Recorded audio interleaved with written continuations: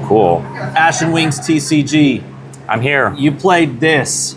This guy. You did that to people. I did. I came here to bully people and tell people that this is... We were going to have fun.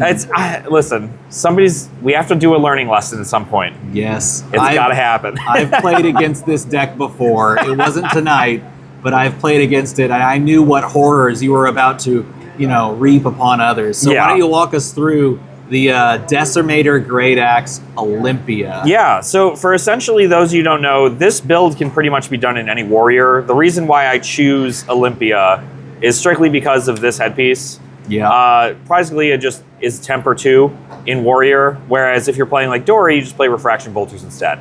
But effectively, your plan is to play all of the really good generic block cards because you want to just block out your opponent's attacks.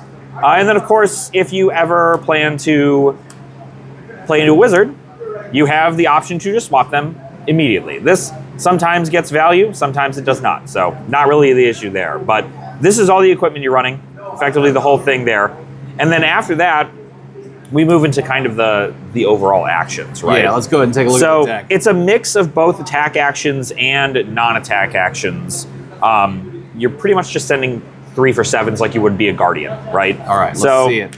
We've got 2 copies of Raging Onslaught, 2 copies of Findall's Fighting Spirit Red, and then 2 copies of red and blue Sirens of Safe Harbor. That card's nuts, by the way. It's so good. This card is definitely due to hit the ban list. Yeah. This is the reason why people just get to gain life.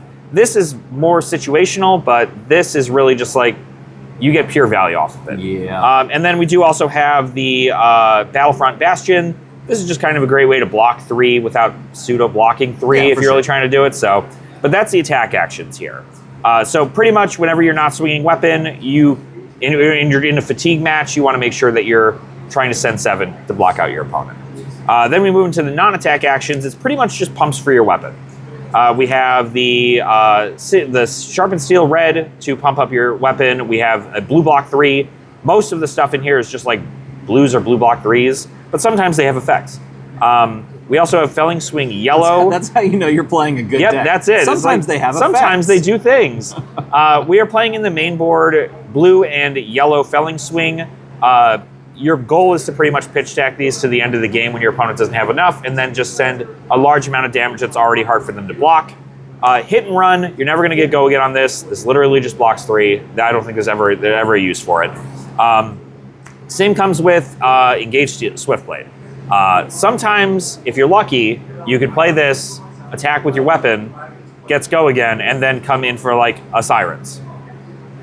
It is a rarity, but it can happen. Right? And it's not the end of the world there. So with this being the case, now we move kind of into my favorite part of the deck, which is the reactions. Your favorite part. My favorite part of the deck, because while these attack actions and non-attack actions are like pretty good, they don't actually, they're not the reason like you kind of close out the game and why you're as defensive as you are.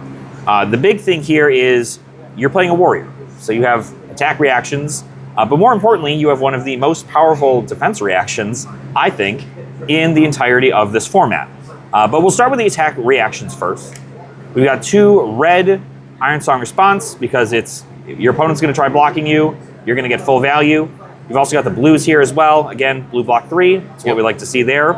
And then my favorite, that I haven't seen too many other Olympias start doing this, 6 copies of Steelblade Shunt. Sure. This is just insane. Paying 1 resource to block 6 on a Sledge of Anvilheim to ping them, it changes the way the game is set up. So running 6 of them is good. The blues you just keep to pitch for Axe. The yellows, they just block 5 if you're trying to do a little bit more. And obviously, you just park these in there. Sometimes you can kill your opponent by double shunting. Yeah, sure. But that's, of course, like very niche, but it is what it is. But then we move into other defense reactions here, like Springboard Somersault. Yep. Obviously. 0 for 2, unless it's in the arsenal, 0 for 4. And you don't get to play those in anything else. Almost always going to be in the arsenal, right? Like, this is always going to get that value. It's effectively just sink below. You want it to get that value. We are also running then to put into context in the main board.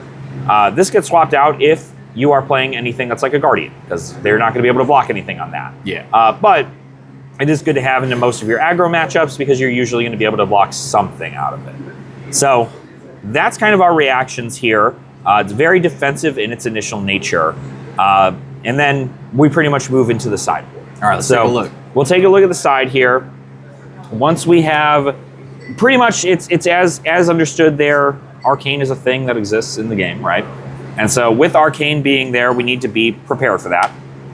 I'm playing one copy of Red Oasis Respite. Now, it's only one. Oddly enough, couldn't find another slot for another one. But that's okay, what else you got? We still have Arcane Polarity, which is the other answer to that damage. We are having the red Felling Swing in the sideboard in case we're trying to go even taller. We're also playing Wounded Bull in the sideboard in case we want to, again, just be at lower life than our opponent. Same goes for Scar First Scar. And then if we want another blue opportunity to block out larger attacks, Unmovable. There it is. It's a pretty straightforward deck. Keep 2 cards, send 7, sometimes send 4. Really just patience is the key with this deck. And so I think it really comes down to, like, you need to know what you're looking for. You need to be prepared to take some damage. It's not all about always blocking all the time. You do want to make sure to try and take some damage, because then you can crack back and send 10 at your opponent that's already difficult to block. Yeah. And when they get down to less life, this card it's just does the work. It's just so broken. It's great. In a great way if you really enjoy that sort of thing. Yes. But otherwise, you're not having a good time if you're playing against that card. Yeah, absolutely. I mean, don't get me wrong. I don't like bullying any individuals when playing Flesh and Blood, but this is a card that bullies people. And if you're ever thinking about, what should be probably banned in Sage, I wouldn't be surprised if we see Decimator Great Axe banned. Well, it took you to 3-0 tonight. Yeah, so congrats absolutely. on picking up the 3-0 clean sweep with none other than Decimator Great Axe Olympia. For those that didn't expect it, well, expect it. Yeah.